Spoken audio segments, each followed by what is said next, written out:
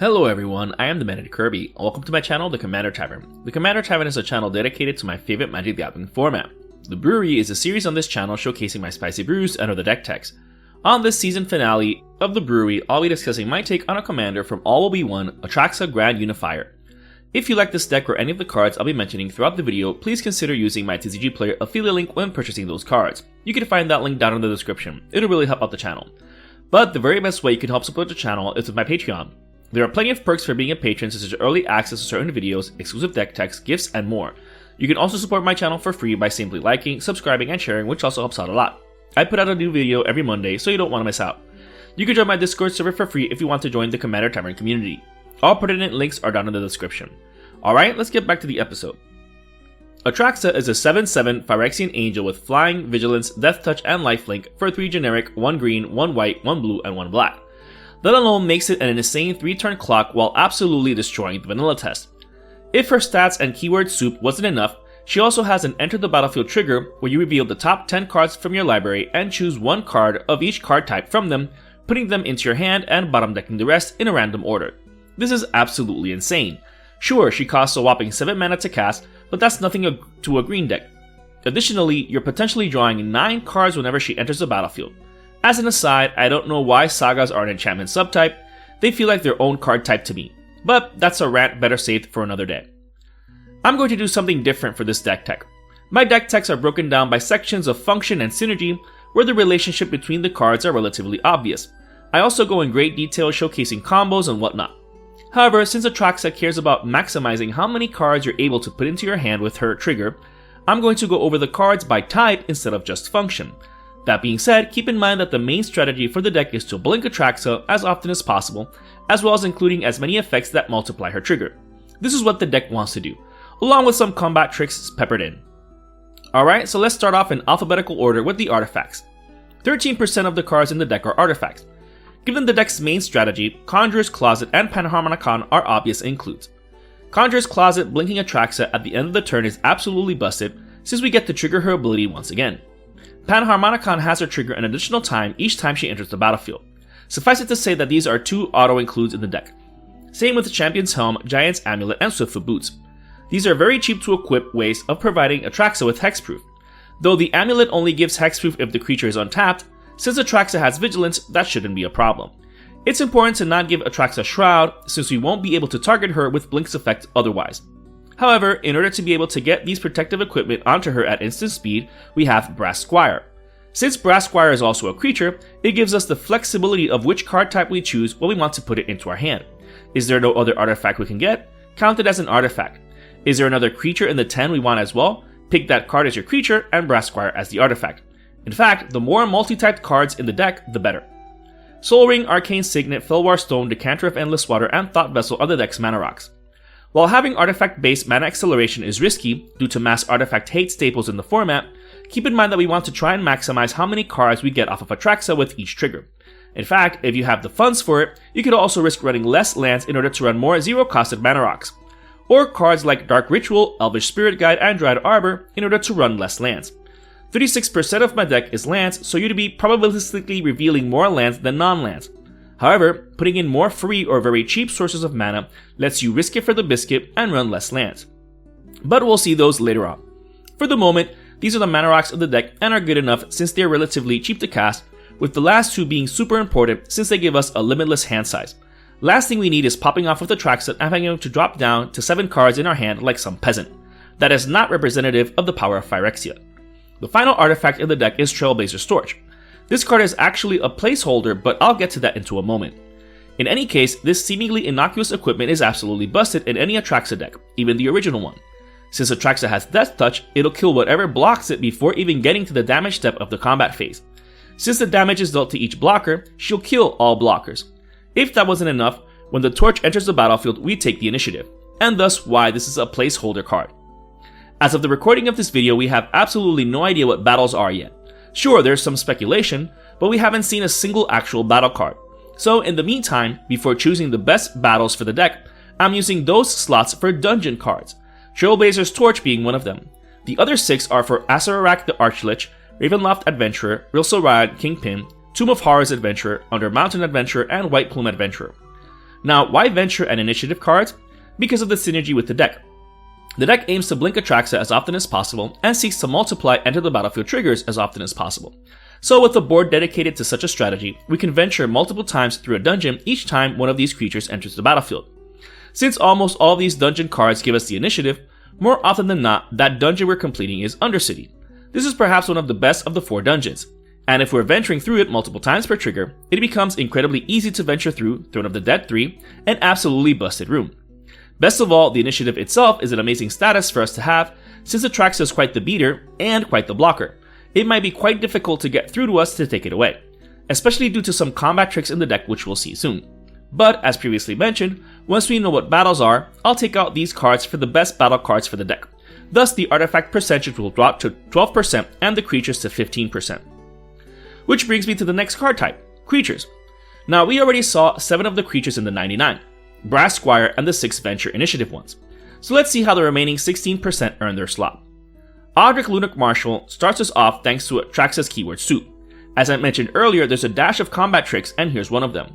At the beginning of each combat, Audric gives all of our creatures Flying, Vigilance, Death Touch, and Lifelink from Atraxa alone. Keep in mind that if they're equipped with something giving her Hexproof, then all of our creatures also gain Hexproof.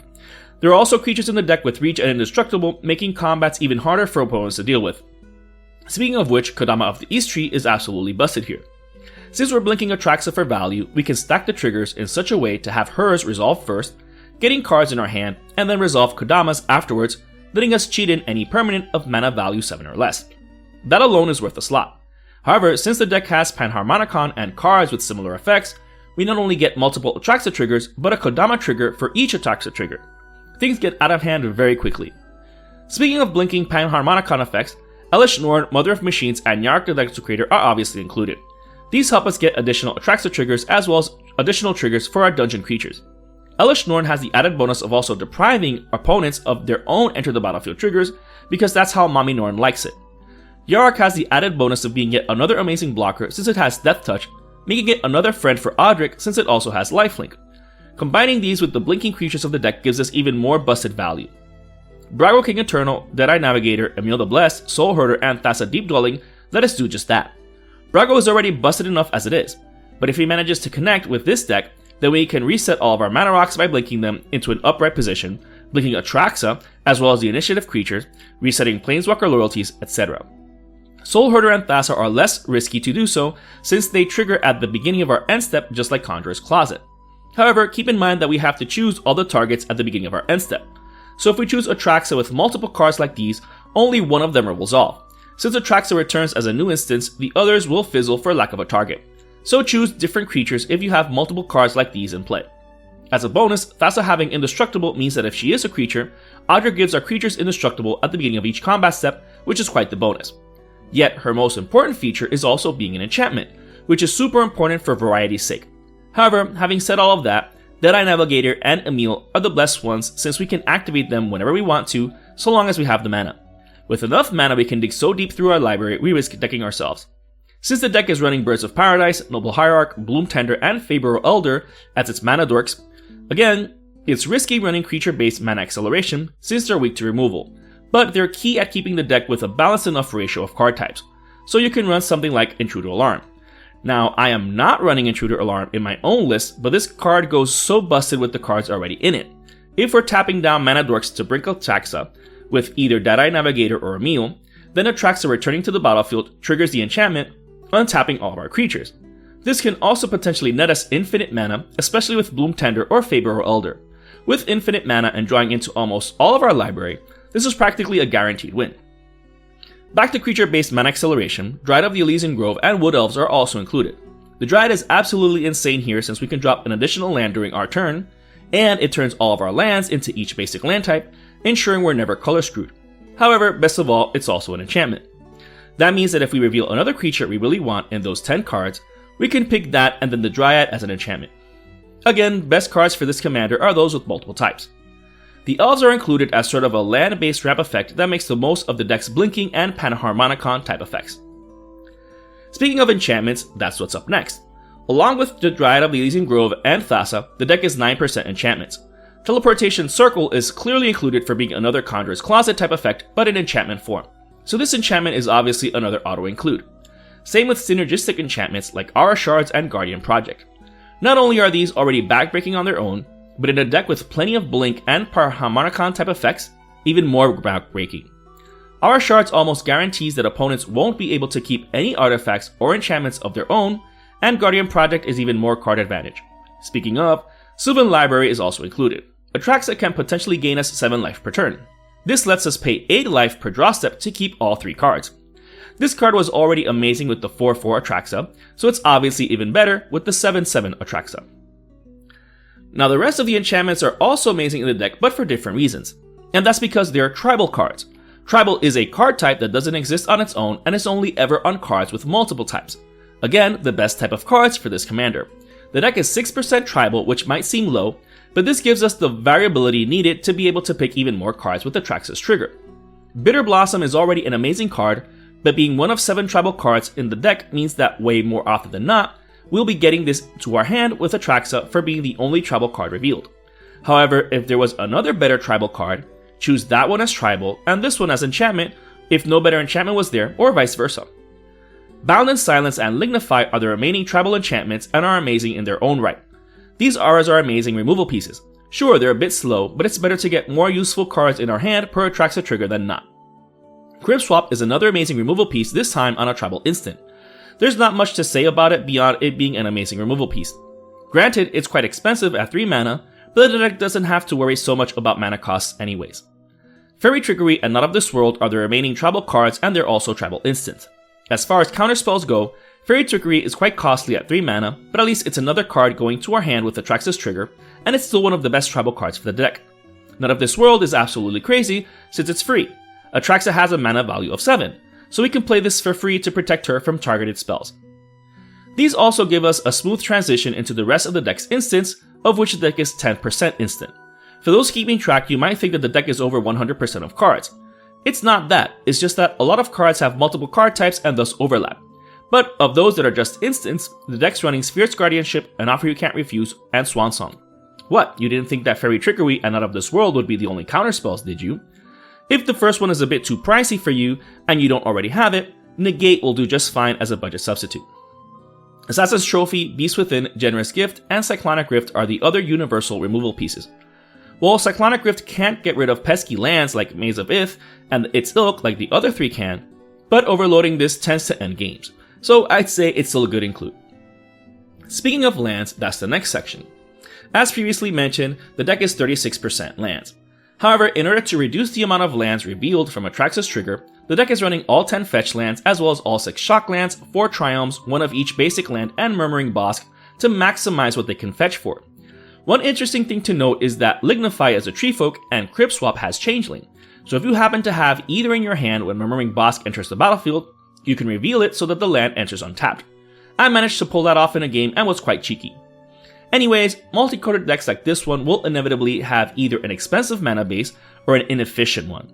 That being said, as with all of my deck techs, you can run whatever mana base you want, whether more expensive or cheaper is up to you. You do you. But having these 10 fetch lands come in super clutch because you're essentially getting 2 lands out of your library at once, the fetch land and whatever it's searched for. This reduces how many lands you reveal with Atraxa, so it's something to consider. The rest of the mana fixing lands are Command Tower, Reflecting Pool, Exotic Orchard, City of Brass, Mana Confluence, and Ancient Tune. Their inclusion is pretty self-explanatory, with their only downside being that I don't have anything in the deck to fetch for them. But that's fine since 16 fetchable lands is good enough. Speaking of, at least Mystic Sanctuary, one of the deck's utility lands, is fetchable. In fact, the rest of the lands are utility lands, which help us maximize slots in the deck. These should be the first pick of lands if you have the option. These being Boseiju Who Endures, Plaza of Heroes, Reliquary Tower, and Rogue's Passage. Boseiju more often than not is treated more like a removal spell than a land, since we're almost always channeling it. Don't get too comfortable with Plaza of Heroes either, since it's mainly for protecting either Atraxa or any of the deck's key legendary creatures, like Brago, Emil, Elesh Norn, Kodama, etc. Reliquary Tower is another key piece for keeping our fat hand. Rogue's Passage gives us the potential of the commander damage win by making Atraxa unblockable or making Brago unblockable in order to facilitate that combat damage trigger going off. Now come the Planeswalkers, of which the deck only has 4. When building your own Atraxa deck, you can try and get these ratios and percentages even more distributed like I mentioned earlier. especially when battle cards start coming out. But these Planeswalkers have been good enough in playtesting that I'm okay with this amount. Aminatou the Fate Shifter, the Eternal Wanderer, and Venser the Sojourner each have a blinking effect, which is why they are auto-includes here. Unfortunately, Aminatou's blink ability is a negative loyalty ability, but her +1 ability lets us draw a card and then top deck another card, which is perfectly fine with Atraxa. That doesn't affect us much. The other abilities from the other Planeswalkers are also useful, but they're mainly used for blinking Atraxa. The fourth Planeswalker in the deck, Oko, Thief of Crowns, is included because of how absolutely busted he is. Repeatable removal is already amazing on its own, but elking commanders is always a thing of beauty. Why complete commanders when you can elk them instead? Definitely worth a splot, especially since you can elk flyers in order to help Atraxa get through to an opponent's face. Lastly are the deck's sorceries. The deck is 9% sorcery and these don't have additional types, but that's okay because there's still amazing cards in here. Vindicate, Casualties of War, Damnation, and Wrath of God are amazing interaction spells. Granted, the last two will also affect us since they're symmetric board wipes, but be prepared for arch enemy status when piloting an Atraxa Grand Unifier deck, so you might as well run a couple of board wipes. At least Eerie Ultimatum is included to recover pretty much every permanent in our graveyard, since they'll all have different names. The look of despair your opponents get when you resolve this is similar to that of the denizens of the multiverse when the Phyrexians start invading. You'll also getting back all of your cracked fetch lands for even more land-based mana acceleration and land thinning of the library. Speaking of, my favorite ramp trifecta, Farseek, Nature's Lore, and 3 Visits are obviously included. Between these, Wood Elves, and the 10 fetch lands, it's very easy to thin the deck of lands in order to maximize the variety of cards you can get from those revealed with Atraxa's triggered ability. This brew is just an idea of how to build around Atraxa Grand Unifier. As I mentioned in the beginning of the video, after choosing the cards that were auto-included in the deck, I tried to find a healthy balance of variant card types as well as cards with multiple types in order to maximize how many cards Atraxa gets me with her trigger. It's essentially a good stuff deck. That being said, you can make it even stronger or weaker depending on your preferences. For example, I opted to not include Intruder Alarm since that would make me go infinite very easily. I also omitted cards like Omniscience and others that would let me play spells for free or make use of the infinite mana. However, you can build her however you like. This is simply what I enjoyed building and playing with. If you're interested in the deck list of this spicy brew of mine, you can find a link to it down in the description. I would like to thank all my patrons for supporting me, and a quick shout out to all my higher tier patrons, the Brewers, for their patronage. I'd also like to thank anyone using my TCG Player affiliate link. That also helps out the channel. And to everyone, thanks for watching this episode of the Brewery on the Commander Tavern. I am the Meta Kirby, happy brewing, and see you next season.